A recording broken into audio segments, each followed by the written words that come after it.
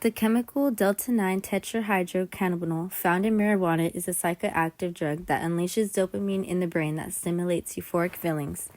The constant use of marijuana can lead to the body producing less dopamine. Dopamine is a neurotransmitter that regulates arousal, movement, thoughts, emotions, some glands, and hormones, and it is responsible for our happiness.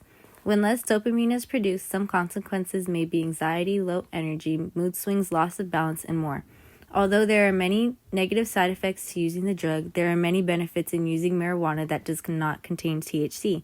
There is medicinal marijuana accessible to the nation in form of THC. Cannabinol, CBD, is a non-psychoactive chemical compound found in cannabis and hemp plants. Unlike THC, it does not give a high, instead a calming sensation. CBD is used to treat muscle and joint pain, chronic pain, epilepsy, migraines, anxiety, and more. Marijuana. Chemical name, tetrahydrocannabinol. THC. Something that is now legal, but somehow also very, very dangerous.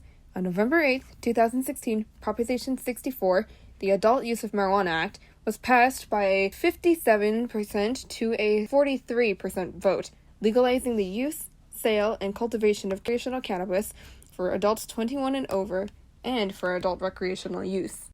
Legal consequences for possession or distribution.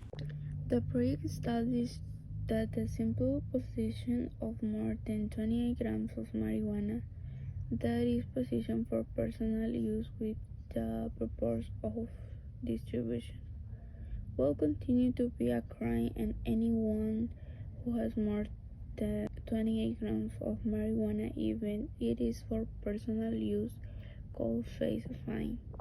Cannabis has existed for 2,500 years. There are over 1,200 slang words for cannabis. There are many strains of cannabis, but 3 types: sativa, indica, and hybrid. The strength of marijuana has increased significantly since the 1960s due to new advancements in cultivating and growing the strains. While evidence proves it is typically unlikely for an individual to become addicted to marijuana, teens are prone to becoming addicted due to the fact that it weakens their immune system. Medicinal uses of cannabis have been related to treating chemotherapy patients and people with glaucoma symptoms.